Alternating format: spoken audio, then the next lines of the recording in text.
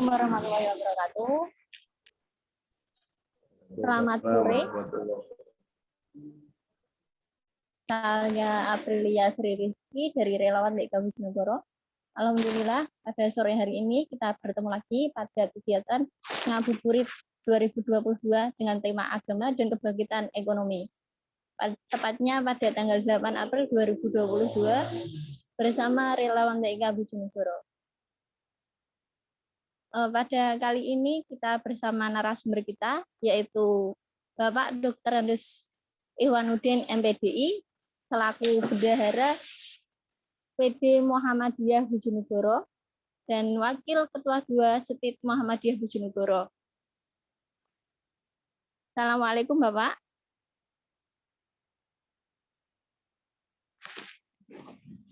Assalamualaikum.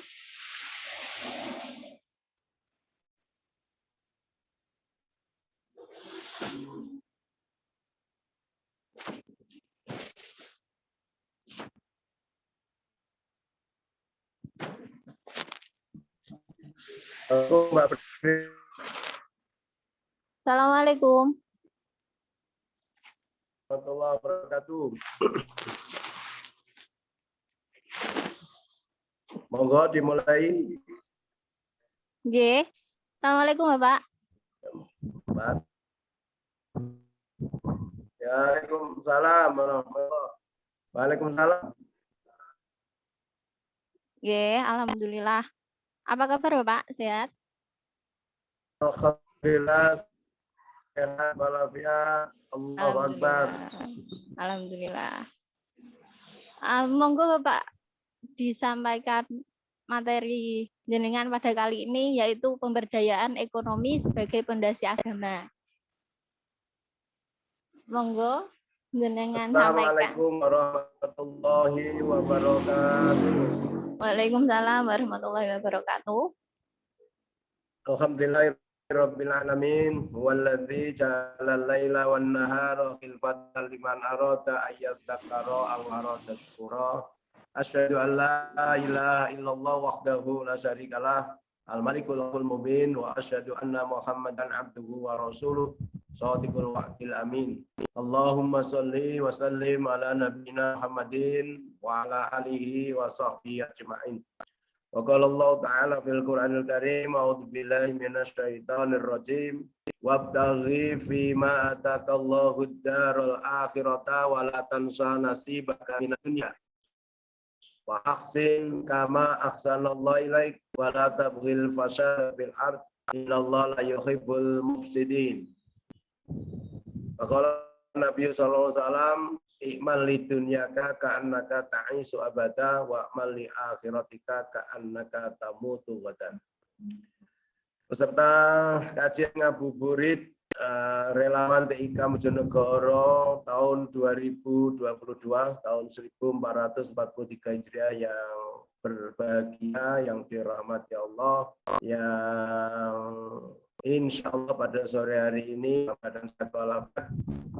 Pertama dan utama sekali kita memanjatkan puja dan puji syukur yang mendalam kehadirat Allah Subhanahu wa taala, di mana pada sore hari ini hari ke-7 di bulan suci Ramadan 1443 Hijriah ini insya Allah kita masih tetap diberikan istiqomah, mampu melaksanakan amanat Allah baik berupa ibadah mahdoh kita, sholat kita, puasa kita, dan ibadah-ibadah amal dalam bentuk amal soleh memakmurkan bumi Allah, termasuk di dalamnya kajian kita pada sore hari ini dalam rangka untuk menambah hasanah, wawasan, pengetahuan kita untuk lebih menyempurnakan tugas pengabdian kita memakmurkan bumi Allah lewat bagaimana kita memberdayakan ekonomi sebagai pondasi agama kita.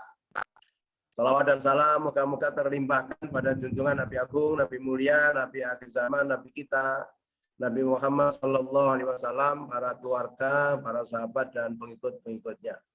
Peserta yang dirahmati Allah, pertama saya sampaikan terima kasih kepada relawan TIK Bojonegoro atas kesempatan kami untuk menyampaikan sedikit berbagi ilmu pada sore hari ini.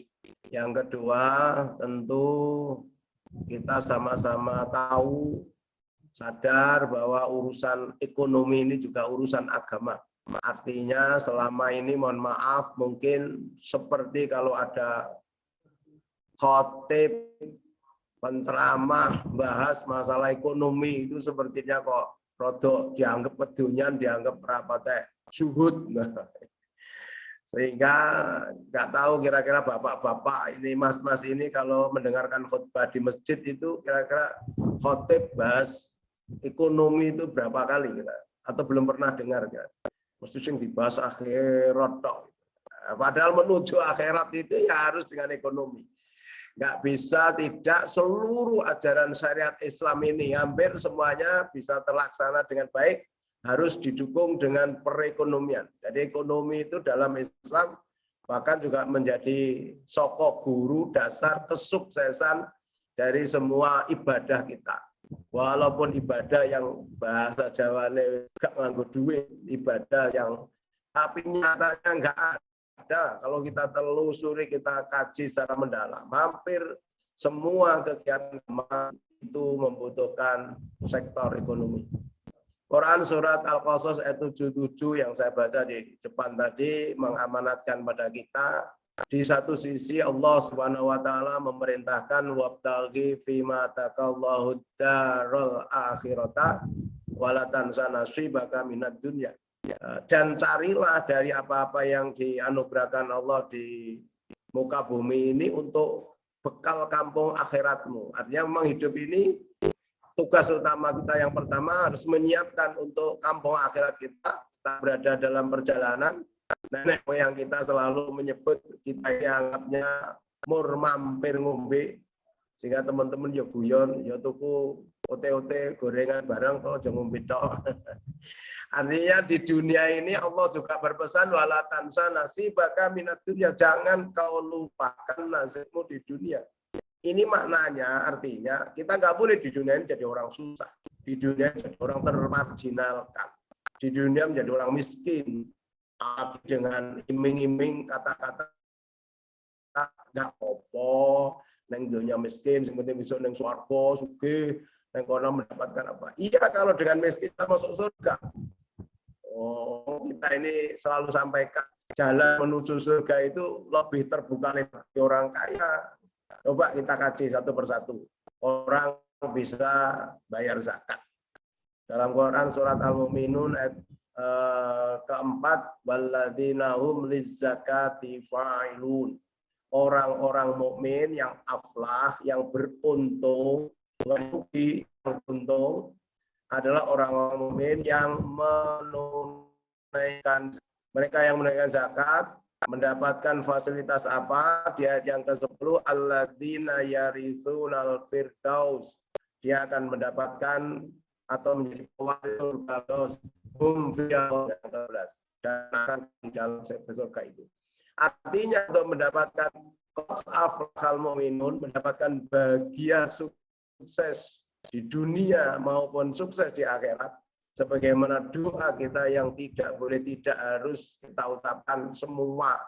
Wa minhum yaqulu rabbana atina fid dunya hasanah wa fil akhirati hasanah. Doa kita minta di dunia ini hasanah. Sukses bagi akhirat harus bagi. Itu artinya di dunia nggak boleh tapi orang yang miskin, orang susah, berarti di dunia bahagia iya, boleh mendapatkan bahagia di akhirat jauh dari bahagia di dunia. Untuk mendapatkan kesuksesan di akhirat harus diawali sukses di dunia. Saya katakan tadi, berbahagialah, beruntunglah orang bisa di dunia ini mendapatkan anugerah kaya, dan kaya itu mempermudah jalan ke surga. Yang pertama tadi zakat. Oh, enak ceritanya orang bisa berzakat itu orang miskin, pasti kaya. Pasti kaya. Paling tidak kalau orang bayar zakat itu kalau dikuruskan dengan nilai dolar gitu, dolar, rupiah gitu. Atau emas itu kan 90 gram atau 88 gram. Kalau 1 gram itu 500.000 aja. Itu kalau 90 gram kan berarti 1 gramnya 500.000, berarti kan sekitar 45,5 juta. Orang punya uang 45 juta, nganggur, berhenti 1 tahun, tidak diude-ude, harus dikeluarkan zakatnya. Itu pun bukan emas untuk perhiasan, bukan emas yang digunakan di baju dan sebagainya, tapi emas yang tersimpan. Yakni zunadzaba wal fiddah. Nah, berarti kan kaya orang punya. Kalau punya uang 45 juta, berhenti di ini sore tahun, ya dibayar zakatnya pas selesai. Berarti kan kaya. Karena apa? Zakat itu sudah terpenuhi kebutuhan sandang, pangan, papan. Kebutuhan sandangnya sudah cukup, papannya, rumahnya sudah cukup, bahkan makan sudah cukup. Kok cek lebih? Nah, gitu. Setahun nggak digunakan, maka dibayar zakatnya. Itu artinya berarti kan sudah sangat cukup. Saya punya tabungan 45 juta setahun. WC 14 ya bayaran langsung. Artinya apa? Artinya ya kita zakatnya sudah langsung lah, kalau di kantor dipotong. Dikhud min amalim sodakotan oleh bendara. Jadi kita menerima pulang ke rumah take home pay. Nggak pernah menerima uang ke rumah sih, sekarang langsung masuk rekening. Masuk rekening itu sudah moga-moga bersih karena 2,5%-nya. Jadi zakat itu berkesempatan untuk masuk surganya Allah. Sekali lagi zakat. Yang kedua, haji. Berapa sekarang haji? Umroh aja sekarang 40 juta. Apalagi haji. Jangan-jangan nanti ya juga sekitar 40 juta. Kemarin DPR Komisi 8 juga sudah membahas sekitar 40 juta itu. Karena masa setelah pandemi ini kelihatannya ada banyak pembiayaan yang naik. Ya, gara-gara afturnya naik, pesawatnya naik, Pertamax juga naik, sebentar lagi Pertalite juga naik. Sehingga naik moralnya manusia yang nggak naik. Bojonegoro itu di utara pasar itu kalau siang saya lihat turun Mas itu Mas. Turun dari truk maksud saya. Ya, sebagai untuk mohon maaf. Jadi ya sekitar 40 juta itu satu orang. Kalau suami istri 80 orang, 80 juta mohon maaf. Itu baru untuk biaya BPIH, belum sangunya, belum selamatan, belum oleh-olehnya, belum keluarga yang ditinggal. Itu bisa-bisa satu orang bisa sampai ya 50 juta lebih ya kan itu. Kadang-kadang ada ibu-ibu yang komentar untuk oleh itu loh lebih banyak dari biaya BPIH. BPIH telepon oleh-oleh lebih dari. Lebih kok. Ada tetangga saya itu haji itu sampai ada yang mengadakan tasyakuran itu 4 kali. Pertama teman sekantor, kedua teman ketua RT, ketiga dulur-dulur, yang keempat partai. Lebih biayanya. Artinya untuk haji harus kaya, harus cukup, malah enggak.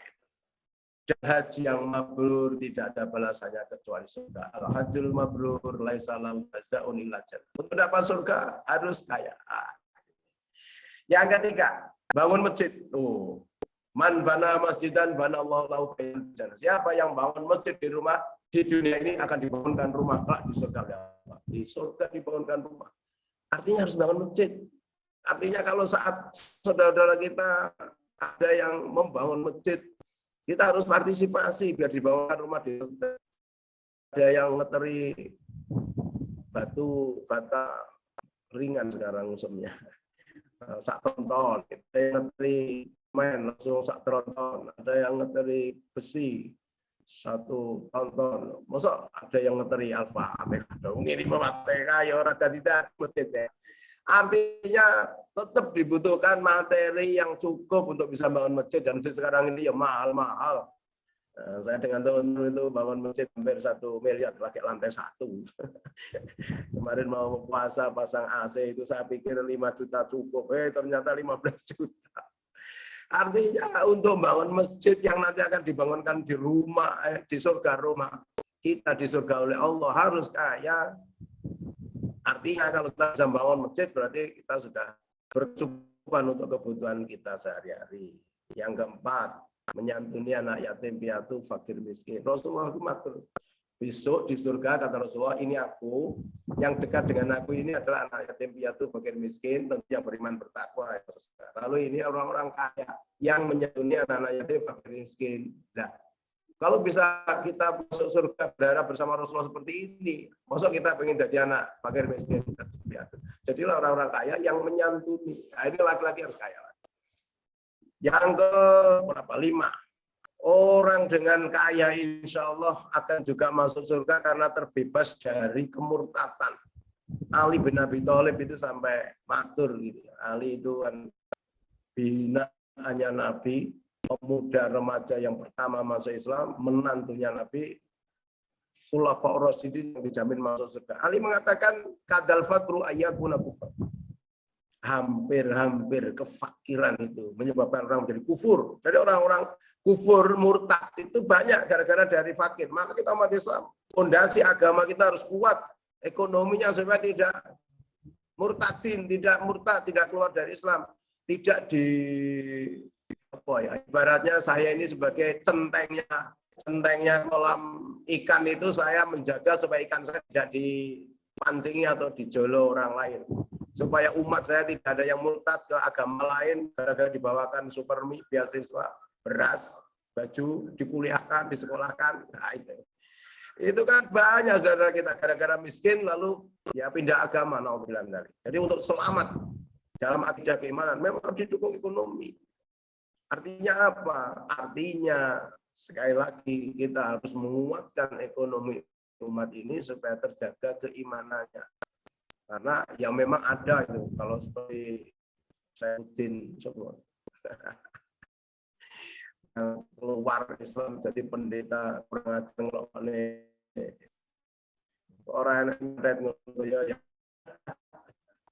ya itu padahal anaknya 3 masih Muslim baik santri semua baik so murtad padahal juga kau guru Al-Zaitun dosen Bogor kuliah di Singapura katanya kena pengaruh. Lah wong kelas S3 kok jadi akidahnya ngelebel sini kayak waduh. Gangguan lagi Mas.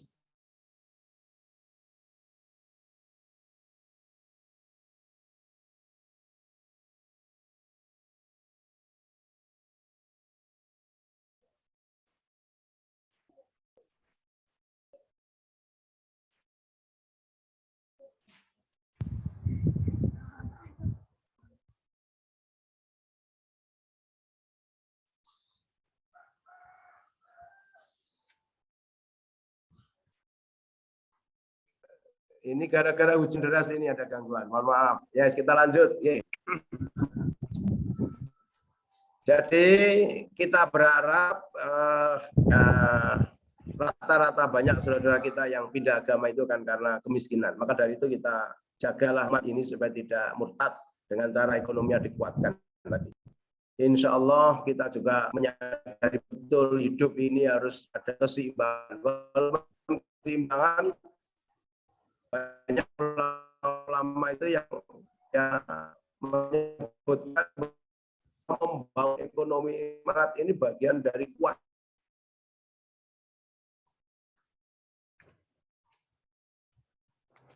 Ini banyak umat yang sudah peduli terhadap kebangkitan ekonomi. Bahkan teman-teman penyuluh itu di antara bidang kepenyuluhannya itu harus ada.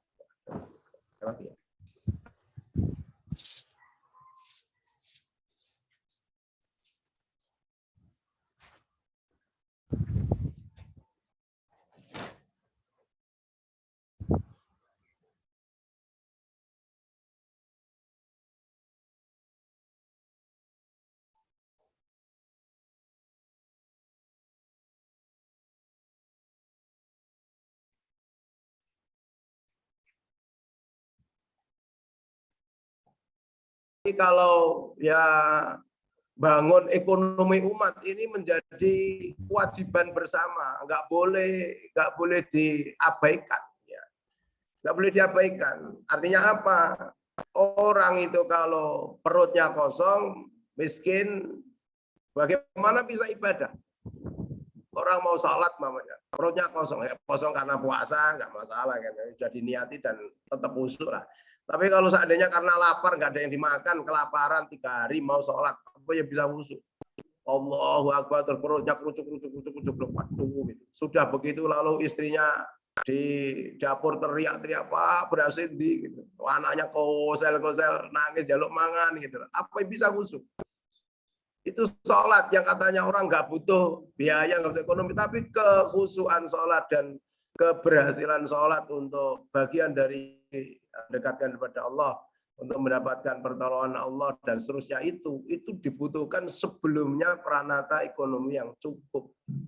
Belum lagi, sekali lagi tadi, pengen zakat, pengen haji, mosok rukun ya ini telu soal genep 5. Ya, sadat, sholat, poso ketemu nih. Tahun ngarep ketemu nih ya salat, sadat, poso, sadat, sholat, poso. Terus zakatnya kalau haji itu kapan gitu, karena keburu mati. Nah, bagi yang sudah mampu, sudah berkecukupan, saya mohon untuk segera daftar haji. Karena daftar haji sekarang itu berangkatnya tahun 2040, berapa? Hampir 2050. Subhanallah, cek sewine lah saiki 2022 iki lho umure wis 50 ngono, berarti kan ya kudu tahun apa umur 75 ke atas ya nek nyampe kan itu. Segeralah berpikir untuk kesempurnaan rukun Islam kita ini ya, teman-teman muda-muda yang diberi kecukupan untuk segera. Para peserta kajian Abu Burid relawan TK yang dirahmati Allah, Rasulullah SAW mengingatkan kita tidak boleh hidup ini meninggalkan salah satu. Laisa bi khairikum man taraka dunyahu li akhirati. Bukan orang baik, laisa bi khairikum, bukan orang yang baik. Kalau nggak baik berarti kan jelek atau salah. Siapa orang-orang yang taraka dunyahu li akhirati, meninggalkan dunia yang ngejar akhirat tok. Wis belas gak mikir dunia. Seneng pecit, neng apa neng gone jero musala, merwiritan Allah. Kata Rasulullah, bukan orang baik itu yang meninggalkan dunia hanya ngejar akhirat. Bala akhirat yang kedua juga salah, orang meninggalkan akhirat sama sekali belas gak mikir akhirat, mau ngejar dunia tok. Uripe ya bangun tidur sampai tidur lagi ya umur goleknya apa ya? Terus mate ini tidur yang aku makan siapa? Aduh. Ingat, ya harus ada keseimbangan. Bangun tidur mesti ada laporan pada Allah dulu. Setelah itu kita bekerja dan seterusnya. Kata jamiah kedua kita dunia dicari, akan ekonomi diusahakan, ibadah dikerjakan. Tapi ada perintahnya di hadis yang disampaikan Ibnu Asakir itu malit jaga karena kata bekerjalah kamu ini akan kamu hidup selama-lamanya. Kalau kita diberitahu kita hidup selamanya mesti boleh bekal dunia itu seakai-akai urip selamanya. Padahal kita ini nggak selamanya aja wis gawet bekerjanya ini. Sampai kaki untuk kepala untuk kaki, memeras keringat, membanting tulang dibanting nggak remuk deh, keringatnya diperes deh kayak atus. Ya mesti ya gambarannya mengejar dunia seperti itu. Tetapi wa amali akhiratika, jika kamu beramal, beribadah untuk akhiratmu, sadarlah seakan-akan besok mati. Bisa nggak kita membayangkan ini puasa terakhir? Supaya puasa kita maksimal, all out pada tahun ini puasa terakhir. Ya karena nggak ada jaminan kan.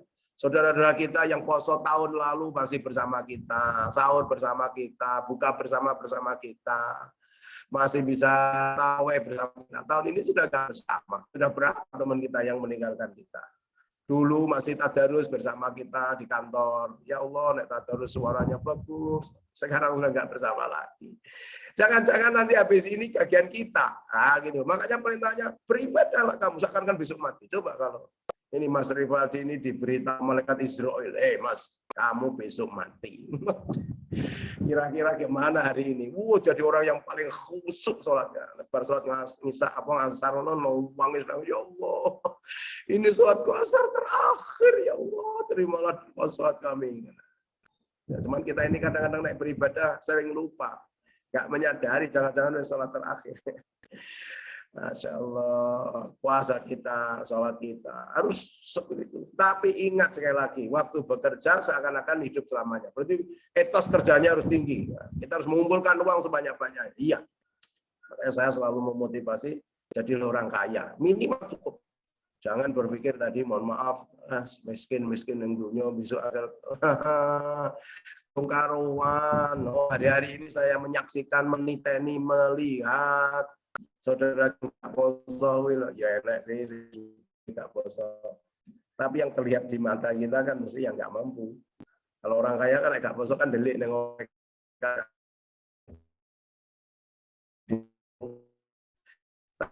Saudara kita yang di siang hari puasa begini, aduh, ada saudara kita alasannya saya nggak kuat yang juga begitu, Masya Allah. Di siang hari makan, gitu. Padahal pekerjaannya sebenarnya juga ya nggak terlalu berat amat sih gitu. Bahkan ada yang memperkerjakan tukang itu sampai ngomong, nek bulan Ramadan mulai ini tidak harus jam 7, setengah 8. Biasanya jam 12 beristirahat, sekarang setengah 11 sebelum adzan istirahat. Jumat jam 11 istirahat Jumatan. Bahkan kalau jam 1, sekarang setengah 2 baru mulai tidur dulu. Kayak di ya. Memang niatan untuk puasa. Alasannya memang niat itu. Artinya, mohon maaf. Ali dan itu sampai begini. Kalau seandainya di depan saya itu ada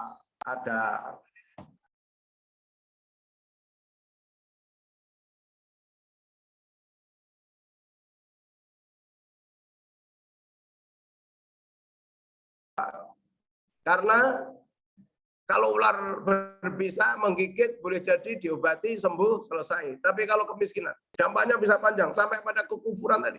Sampai kepada orang tidak bisa ibadah, tidak puasa, tidak sholat. Gara-gara alasannya mengejar materi. Tetapi sekali lagi, jadilah pengusaha-pengusaha sukses layaknya Abdurrahman bin Auf. Layaknya kalau di Bojonegoro itu dulu saya punya tokoh yang luar biasa, Mbah Haji Rahmat. Dengan berdagangnya yang luar biasa sukses, akhirnya bisa bangun pondok sendiri 2 miliar. Bangun masjid sendiri, bangun masjid, musola, pondok di tempat-tempat yang lain itu. Artinya apa? Dengan kekayaannya digunakan untuk perjuangan. Makanya Rasulullah itu melarang kita ini punya sifat hasud iri. Tapi ada iri dan hasud yang diperbolehkan. La hasada illa fisnata ini. Tidak boleh orang hasud iri kecuali 2 perkara. Apa yang diperbolehkan? Satu, orang-orang yang diberi ilmu. Dan orang yang diberi ilmu itu mengenalkan ilmu.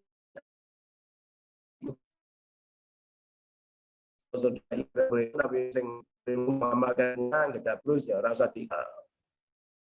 Punya harta, diberi harta, dititipi harta. Dan dia guna untuk hidup jalan Allah. Silakan sampai iri kepada yang demikian itu. Iri kepada yang demikian itu boleh. Minta memohon pada Allah, termasuk doa Nabi itu kan Allahumma inna nas'alukal huda. Pertama yang kita minta dalam hidup ini hidayah.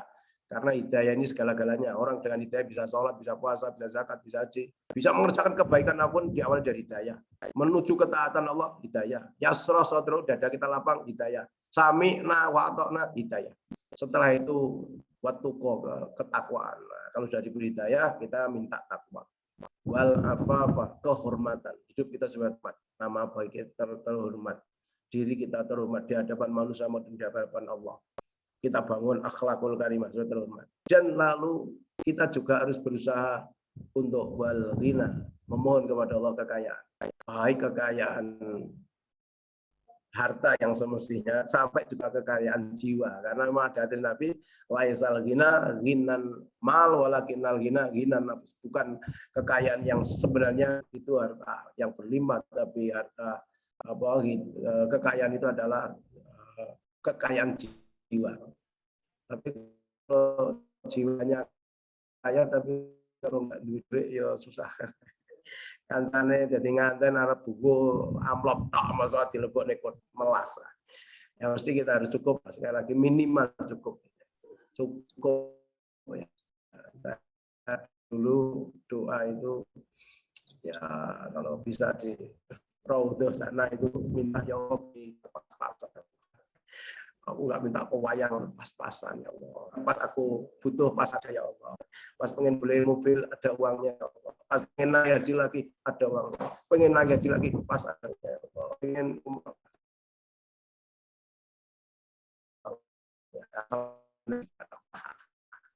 pas-pasan ya. Nah, dalam surat Az-Zumar kita bekerja mencari ekonomi kita, membangun ekonomi kita.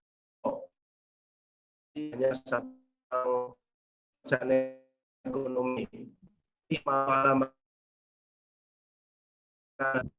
bekerja kamu pada profesimu masing yang bekerja jadi tukang monggo, insinyur monggo, jadi guru monggo, jadi tapi kalau Rasul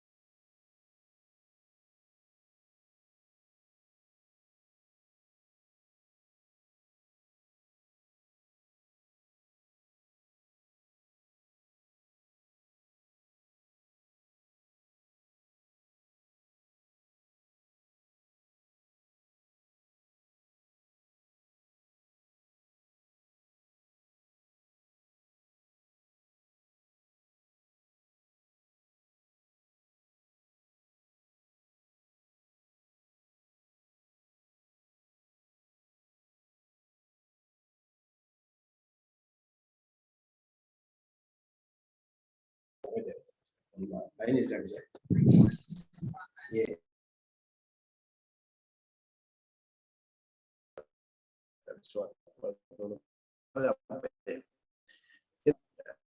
Jadi Allah Subhanahu wa Ta'ala memerintahkan kita bekerja ini pada profesi kita masing-masing. Ya terserah kita bidang apa yang memang kita punya kualifikasi dan spesifikasi. Allah melihat proses pekerjaan kita, urusan hasil urusannya Allah. Nah, gitu ya. Karena kita akan dilihat fasayarallahu wa rasuluhu wal mu'minun.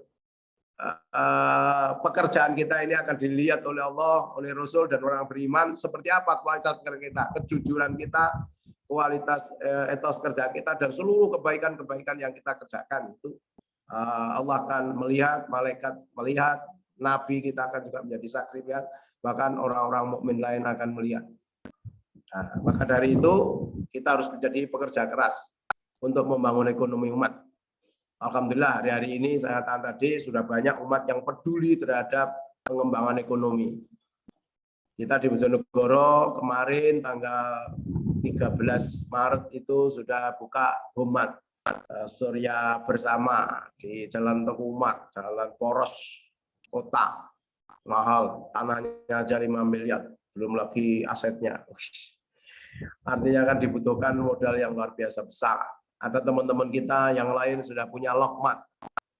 Teman-teman lain di kabupaten lain punya suryamat, punya air minum Suli 5, pokoknya harus punya usaha. Jangan sampai kalah dengan yang asing-asing itulah. Maksud harta umat kalah dengan mereka-mereka yang ya kita ini umat ini mayoritas, maksud jadi konsumen. Indonesia itu sudah terkenal sebagai konsumen terbesar di dunia.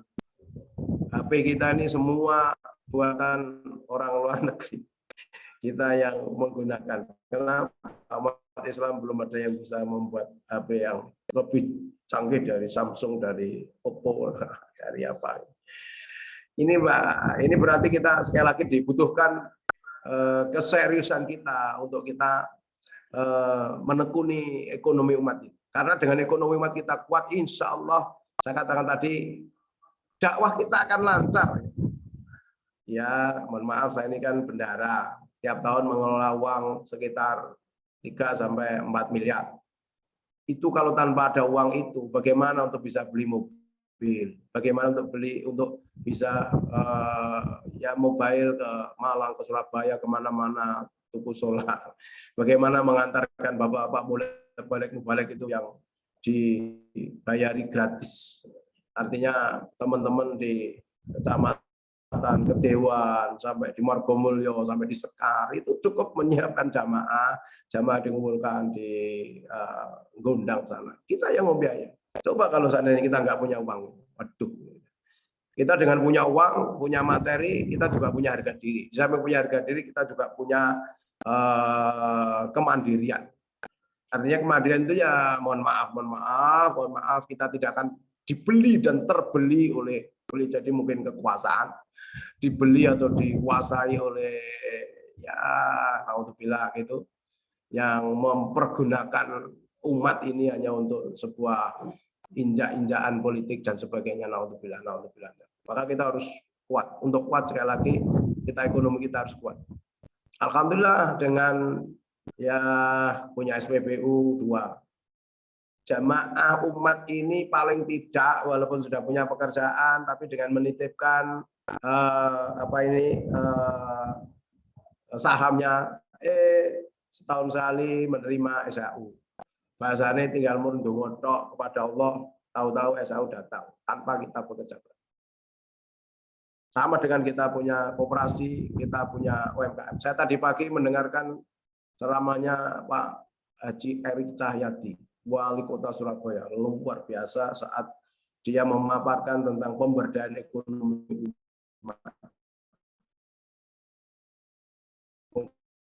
Oke, menteri dari UMKM memberdayakan umat. Bahkan anak sekolah itu sepatunya harus dari UMKM, dibiayai oleh APBD dan seterusnya, bukunya dan sebagainya, supaya tidak terkait dengan, karena yang menikmati kan perorangan kalau paling murah, tapi kalau UMKM kan bersama, koperasi bersama.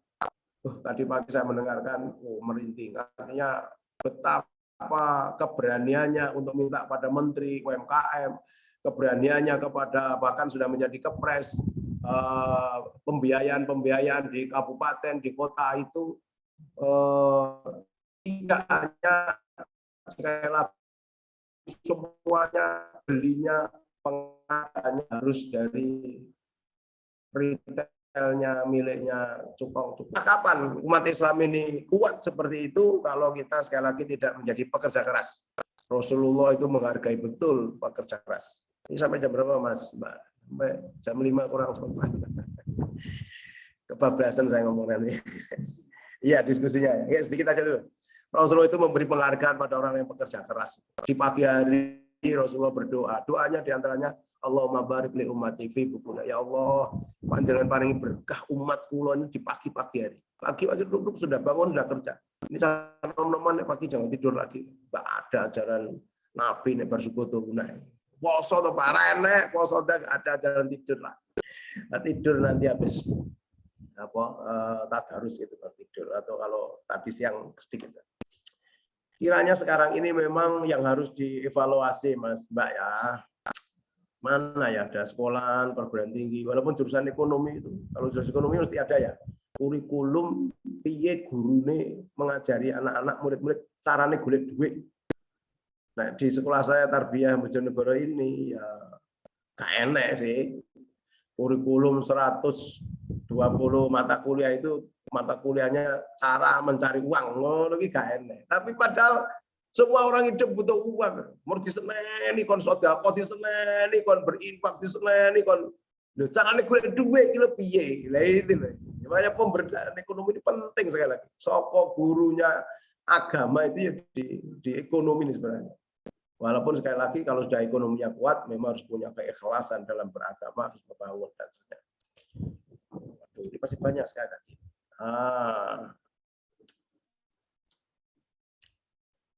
Hampir semua ajaran Islam sekali lagi membutuhkan ekonomi yang kuat. Sampai urusan yang sekarang lagi ngetren-ngetrennya pemberdayaan wakaf. Wakaf uang sekarang. Wakaf produktif. Supaya apa? Supaya ya ada kepentingan umat itu yang dihandle dengan wakaf. Kalau dulu Ali bin Abi Thalib itu membeli sumur. Lalu sumur itu diwakafkan kepada Islam sehingga menang dalam perang Badar, dalam segala peperangan karena sumur itu kehidupan. Begitu juga saat ada sumurnya orang Yahudi, kalau orang Islam mau meminta air ember saja harus membeli. Begitu susahnya umat Islam untuk mendapatkan air, padahal air itu kan salah satu min syuraka, 3 hal yang kita manusia berserikat tidak boleh dikuasai oleh perorangan itu kan air, api, dan tanah. Nah, makanya alhamdulillah dulu ada persyarikatan yang membuat judicial review saat pemerintah akan membuat undang-undang tentang pengelolaan air yang akan dikuasai oleh swasta. Waduh, ya orang kalau nggak minum mati kok. Banyu dikuasai swasta itu situ wong Jawa ini mati kabeh sebenarnya. Makanya undang-undang itu dibatalkan. Sama dengan undang-undang tentang migas. Peserta kajian yang dirahmati Allah, tahu-tahu 45 menit sudah berlalu, ini sudah jam 5 kurang seperempat. Nah, saya berharap ada dialog. Kalau jadwalnya Mas Rivaldi ini sampai jam 17.00, jam 5. Maghrib kita jam 17.30 berapa 8 atau 40-an. Masih lama. Artinya seandainya dialog kita ini agak maju, agak mundur, nggak apa-apa ya. Kuota Zoom-nya masih jalan. Monggo Mbak siapa tadi? Asri, Aprilia Sri Rizky. Mungkin ada anggota kita.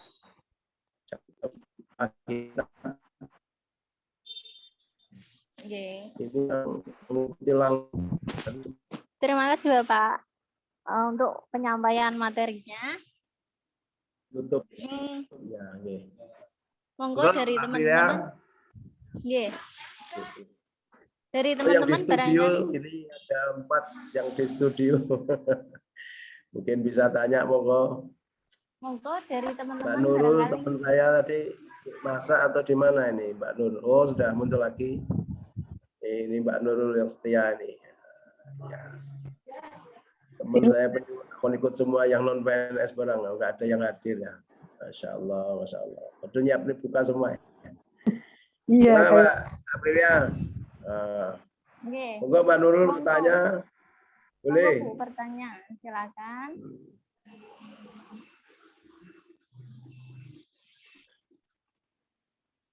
Dari teman-teman. Sinten, monggo. Yang mau bertanya. Ada yang di lagi. Kalau tidak saya yang tadi menarik yang jalan menuju surga. Yang kelima itu Pak. Ya.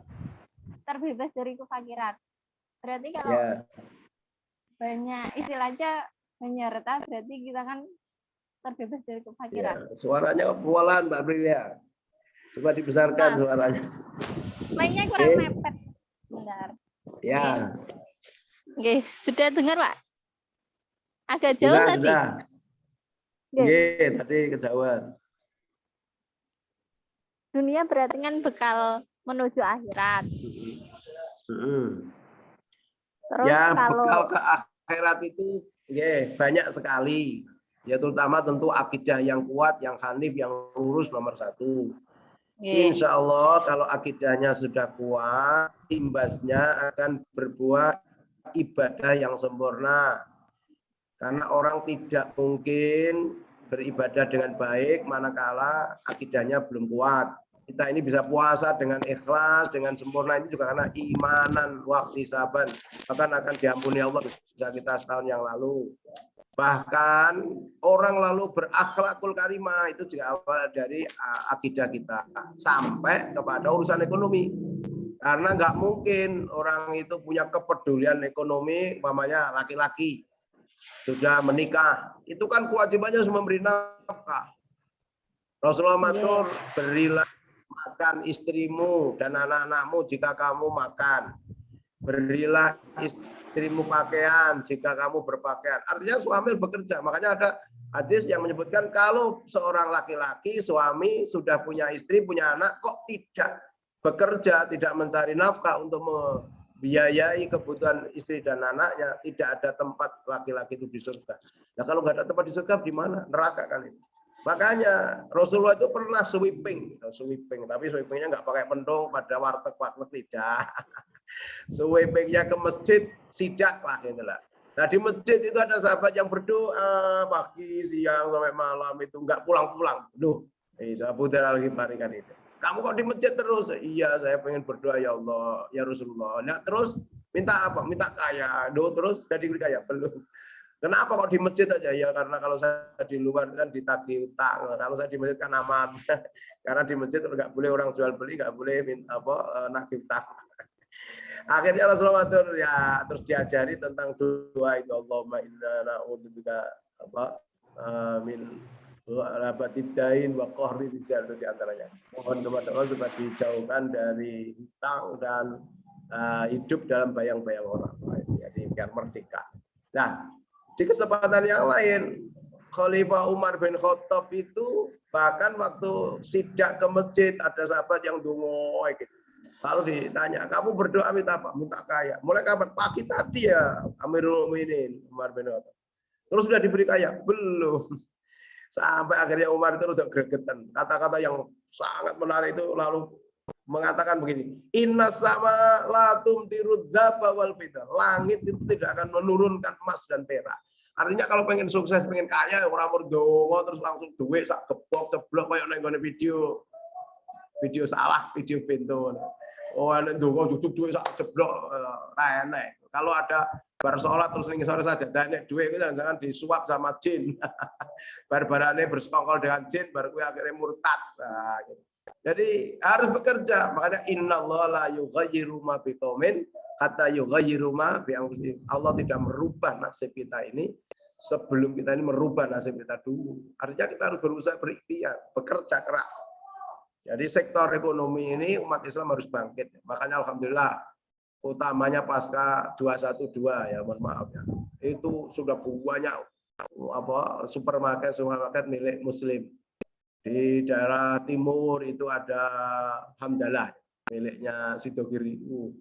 Madura itu setiap pinggir jalan itu bukan Indomaret, bukan Alfamart, tapi Hamdalah.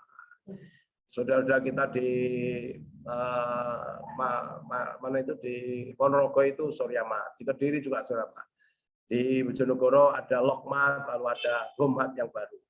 Tapi mau mengalahkan Bravo, mengalahkan ya masih berat. Ada umat Islam sendiri itu loh kepeduliannya untuk belanja kepada saudara kita sama muslim itu loh ya cek berat. Kadang-kadang kacek, kadang-kadang nomor Rp5, nomor Rp10 gitu loh. Bahasanya sepengnya kok yo milih gane singket to yo.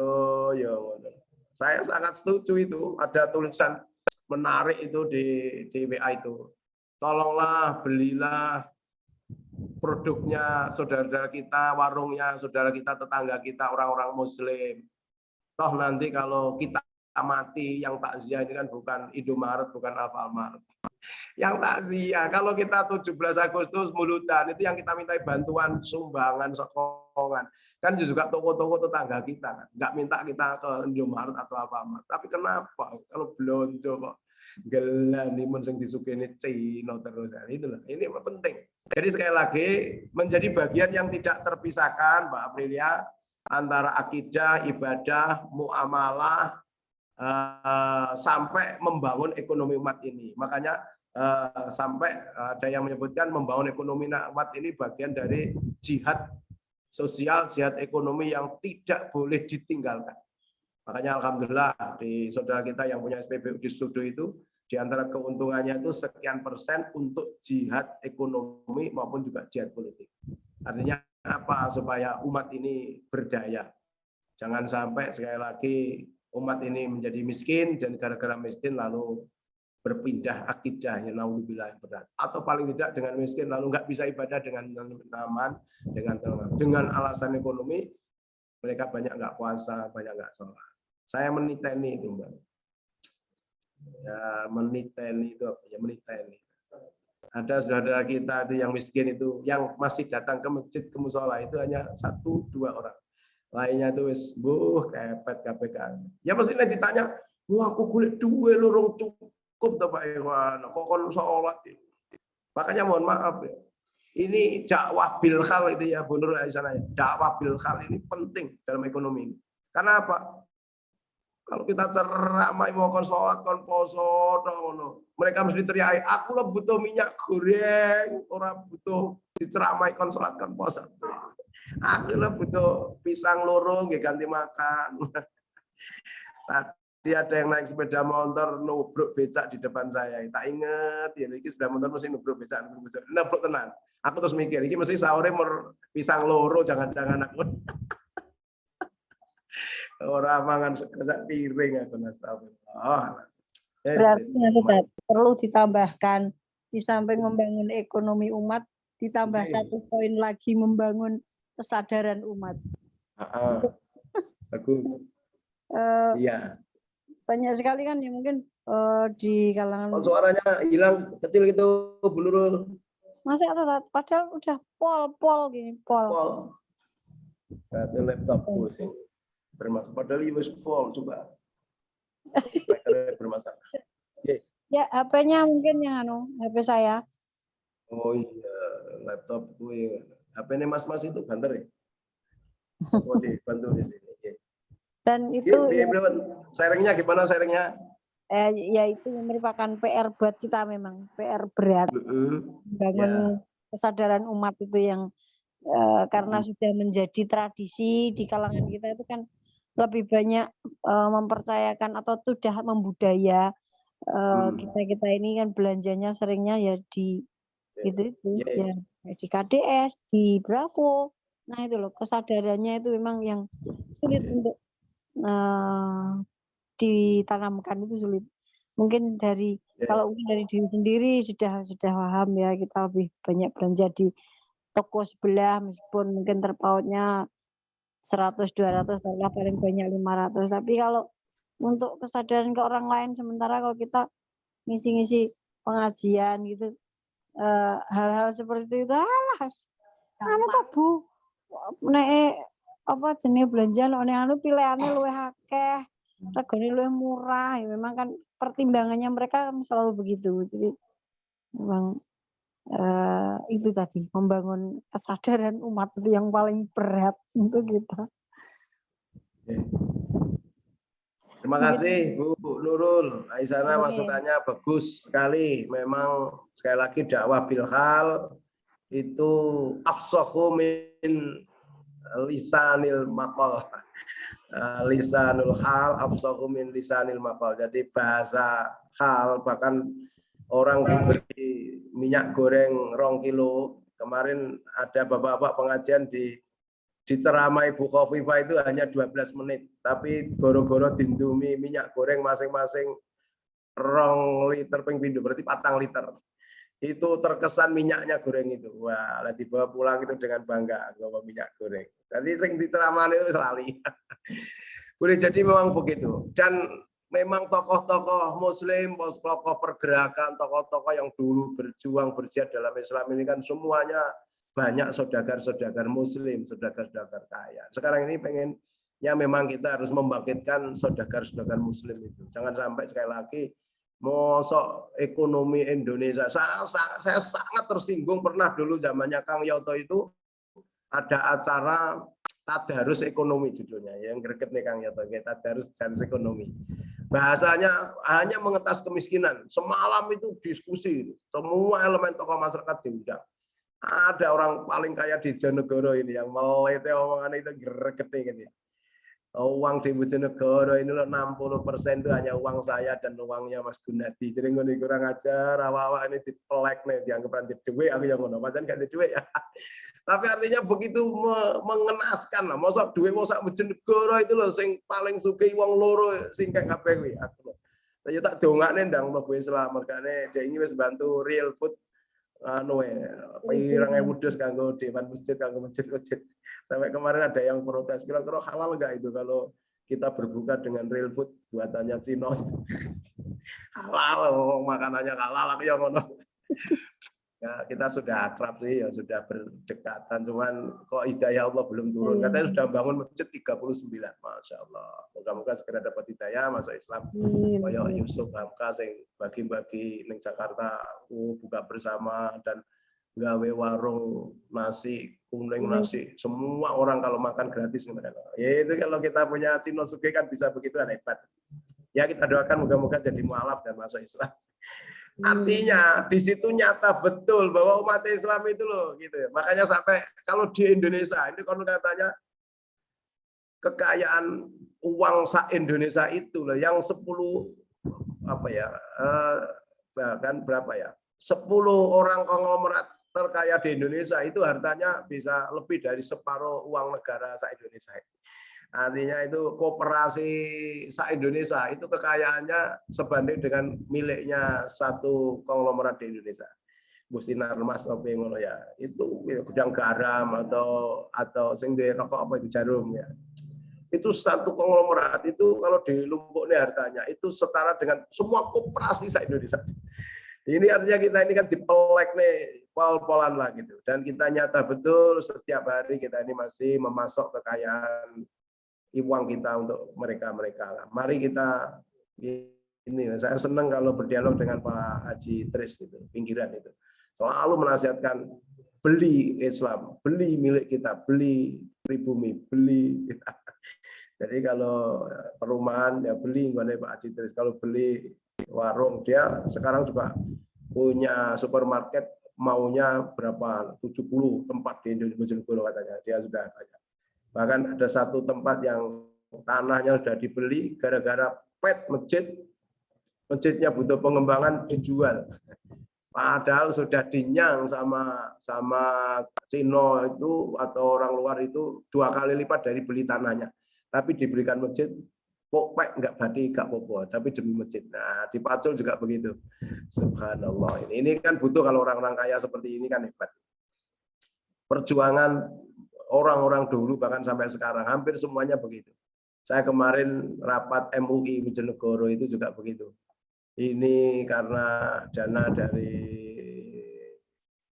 bla bla bla bla itu tidak turun-turun atau belum turun atau sedikit turun dari uang 5 triliun itu lalu terus bapak-bapak itu berpikir ya Allah ini ada orang-orang kaya yang siap membantu MUI untuk mengadakan diklat dai untuk anak-anak SMA mulai tanggal 9 besok Sabtu ini.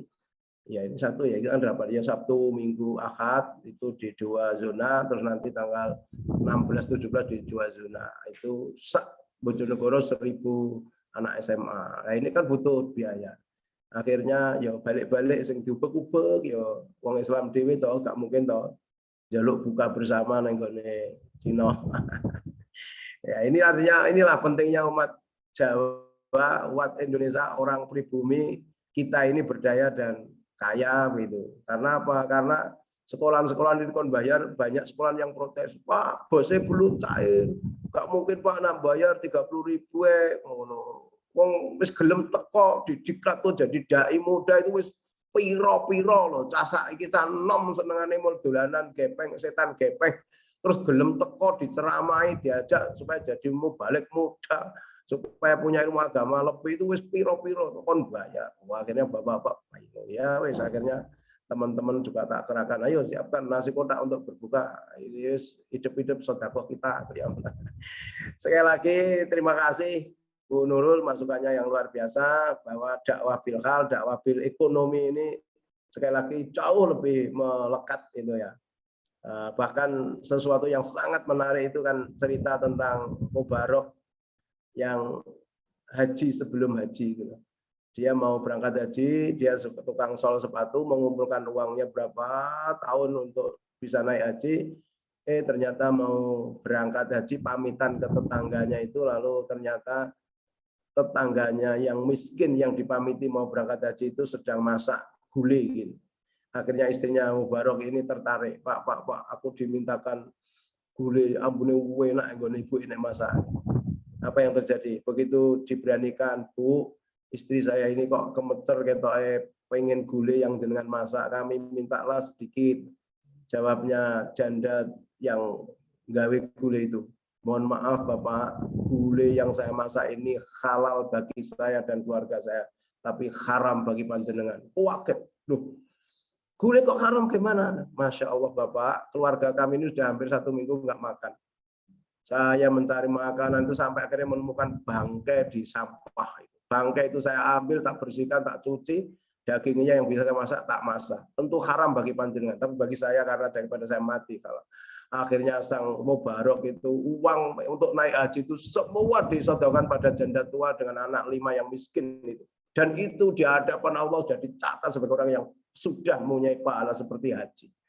Artinya bapak-bapak yang wis haji ping 7, ping 8, ya marilah bangun ekonomi. Iya, ada yang haji ping 15 bering ya. Nenek aku lagi ping 4 Arab. Tapi karena permintaan BP apa namanya itu KPI ya kita menjalankan amanat saja. Artinya monggo lah, ekonomi umat ini lebih penting dari mohon maaf sekedar membangun mercusuar masjid yang megah saja.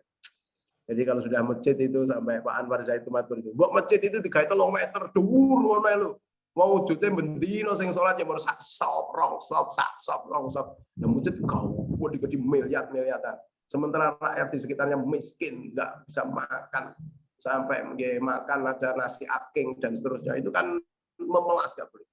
Maka mungkin Bapak Ibu atau saudara-saudara masih ingat itu ada takmir masjid yang bermimpi sebelum sholat maghrib. Dia kotak amalnya dicuri oleh anak yatim, dikejar sampai akhirnya masuk ke rumah gubuk di pinggir sungai. Akhirnya di situ dicegat sama jin. Akhirnya ditanya, "Takmir, sampai ngejar-ngejar anak kecilnya kok?" "Oh, itu nyolong duit kotak amal."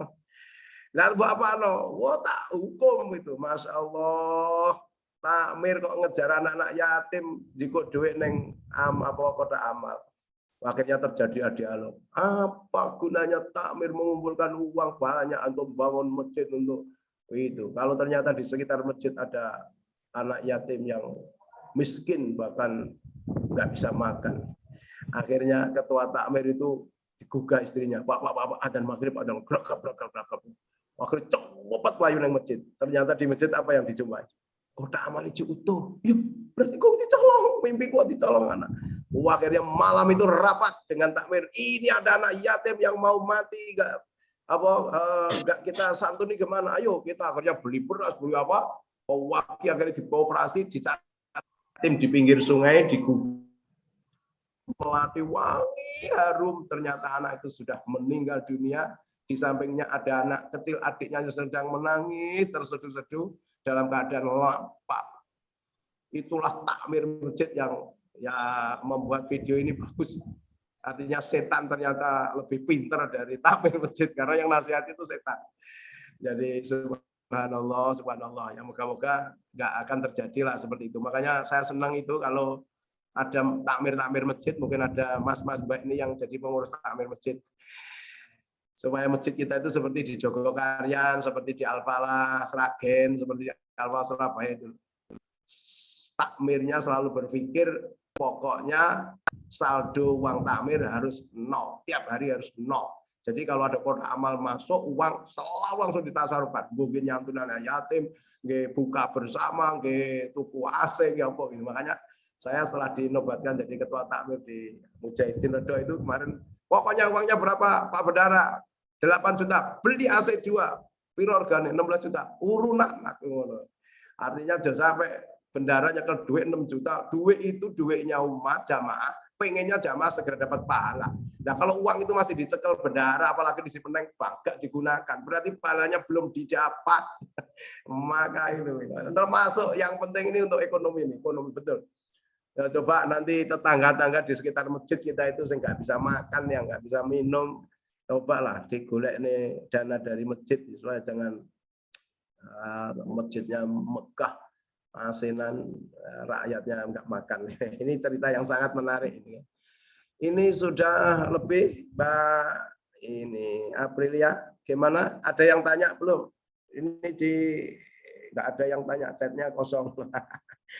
Chatnya biasanya ada daftar daftar hadir itu kalau di rumah sakit ya. Chatnya di sini daftar hadir, ini masih kosong, nggak ada yang tanya. Ada yang ngacung lagi, ada yang memberi. Barangkali teman-teman Ustadz Saidi atau Ustadz ini pimpinannya, Mas Naim, Mas Naim mengfoto nih toh. Wih, Mas Zainun Naim SPDI. Ini alumni setit yang luar biasa. Ini guyu-guyu ini Mas Naim atau oke, Mbak Aprilia, mungkin apa ditutup atau gimana? Ada yang tanya? untuk waktunya ini masih sedikit, Pak. Oh iya, Mas, Barangkali sedikit. Monggo. dari Suara teman-teman jenengan walana loh. Itu loh mic-nya didekatkan lisan. Lah gitu. barangkali dari teman-teman mau bertanya lagi, mumpung masih ada Oke. waktu. Oke. Halo. Oke. Mungkin bagian akhir, nah ini perlu memang adanya dakwah yang sinergi dalam pemberdayaan ekonomi umat itu. Saya berharap kalau teman-teman penyuluh itu ada bidang penyuluhan itu kalau membuat laporan EPA itu ada pemberdayaan ekonomi umat. Itu benar-benar kalau penyuluh itu menyampaikan kepada umat ya memang betul tentang pemberdayaan umat. Ya termasuk materi saya sore hari ini. Artinya jangan hanya melaporkan pemberdayaan ekonomi umat, tapi sini ceramahnya kayak naik pemberdayaan ekonomi kan itu. Artinya sekali lagi umat ini butuh, ekonomi itu butuh. Sekali lagi butuh semua. Apalagi ini puasa, proyoyo butuh THR gitu. THR-nya jangan hanya tabungan hari raya duitnya sendiri. Nah itu kan juga tunjangan hari raya betul dari usaha kita yang sukses, entah dari apa bidang ekonomi yang kita miliki. Kita berharap sekali lagi kita punya tokoh-tokoh muslim sukses seperti Pak Dahlan Iskan, seperti Pak Khairul Tanjung. Itu kan satu di antara yang punya apa, supermarket apa itu, Carrefour ya. Tapi kan hanya satu, Pak. Dan yang lain itu non-muslim. Kita berharap yang muslim, yang punya perusahaan, yang kaya-kaya semakin banyak, semakin sukses. Kalau umat seluruh dunia ini atau seluruh Indonesia ini berpihak kepada muslim. Minimal sekali lagi itu pesan teman saya Pak Citris itu, belilah milik sendiri, belilah umat sendiri, belilah itu naik tuku air, nggak usah tuku aqua, belilah Suli 5 atau Santri atau Nawa atau produk-produknya umat Islam sendiri gitu loh. Oh yo rasanya rapat itu atau kalau beli apa makanan yang gini burus catering begitu ya nggak usah. Tapi alhamdulillah kalau catering di Bojonegoro semua muslim ya. Ini mah yang korok ya. Jadi mari kita sepakati dari pertemuan kita sore hari ini, pemberdayaan ekonomi umat sebagai sendi agama ini betul-betul memang sangat urgent.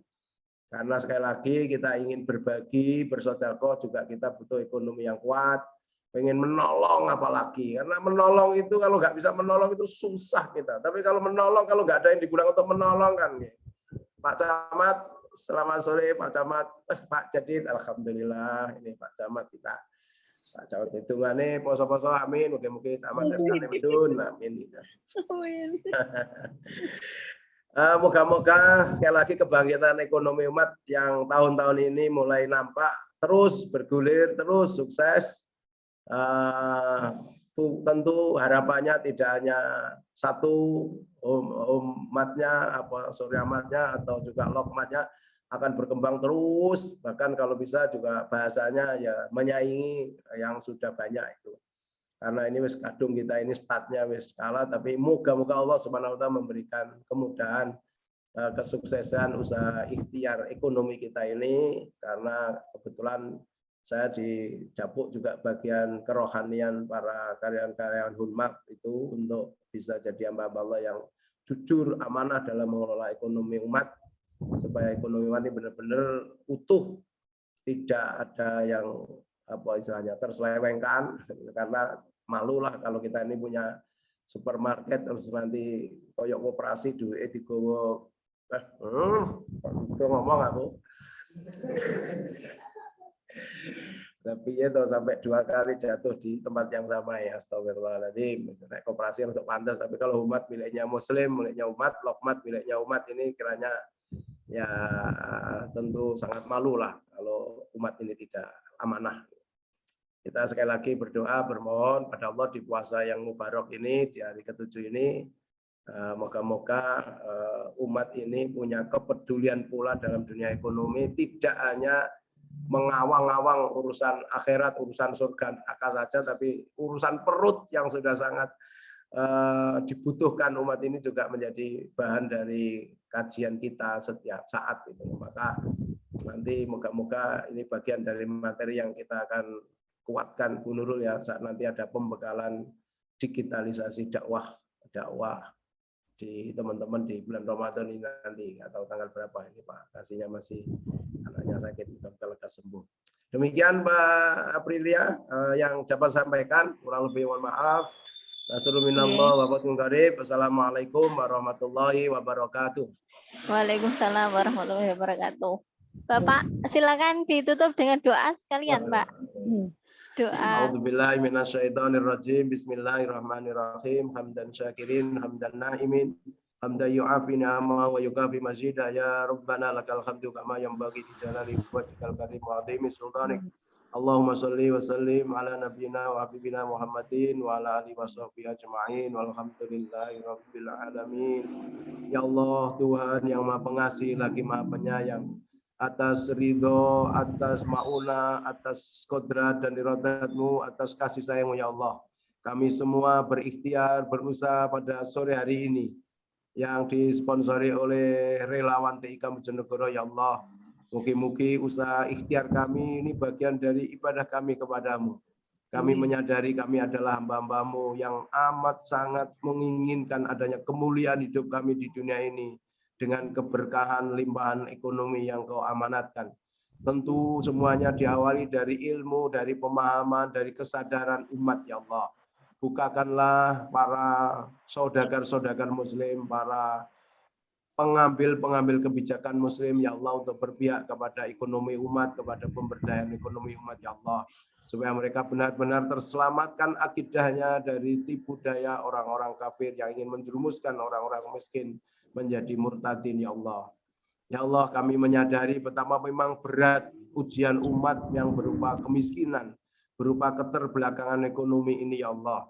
Hanya pertolongan dan ridho-Mu ya Allah yang kami sanjung, kami mohonkan, supaya Engkau ya Allah memberkahi usaha kita, usaha saudara-saudara kita yang sedang berjuang membangun ekonomi umat ini dengan bersungguh-sungguh bersama-sama, untuk benar-benar umat ini tidak dalam kondisi susah dan tersusahkan, sehingga dengan kebahagiaan di dunia moga-moga juga mendapatkan kebahagiaan di akhirat, dengan kemuliaan di dunia moga-moga juga mendapatkan kemuliaan di akhirat, dengan kekayaan yang dimiliki bisa menunaikan rukun Islam dengan sempurna, bisa menunaikan haji, membayar zakat dan seterusnya, sehingga umat benar-benar tertolongkan untuk bisa menjadi kemuliaan yang didapat ya Allah.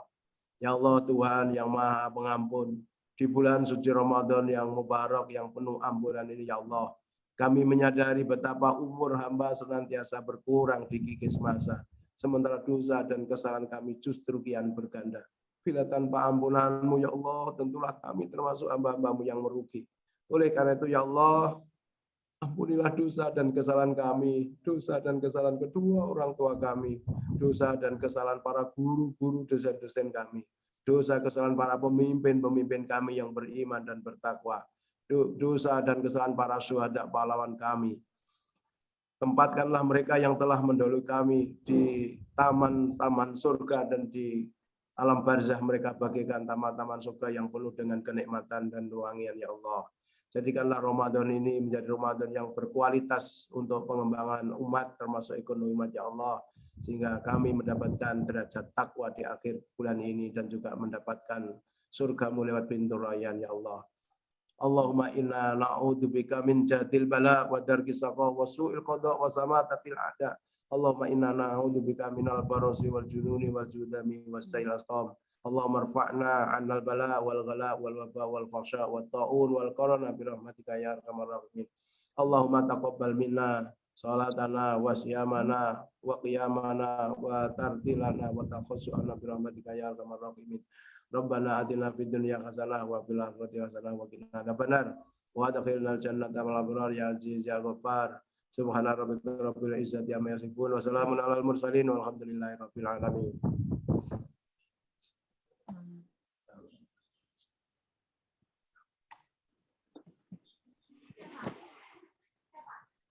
Terima kasih, Pak.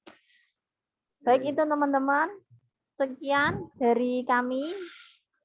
Saya Aprilia Sri Rizky selaku moderator pada sore hari ini mengucapkan terima kasih kepada Bapak Ihwanuddin atas materi yang telah jenengan sampaikan, dan saya mengucapkan mohon maaf yang sebesar-besarnya. Assalamualaikum warahmatullahi wabarakatuh. Waalaikumsalam warahmatullahi wabarakatuh.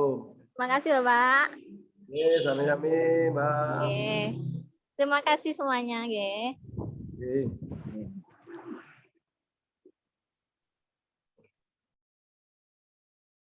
Sudah selesai.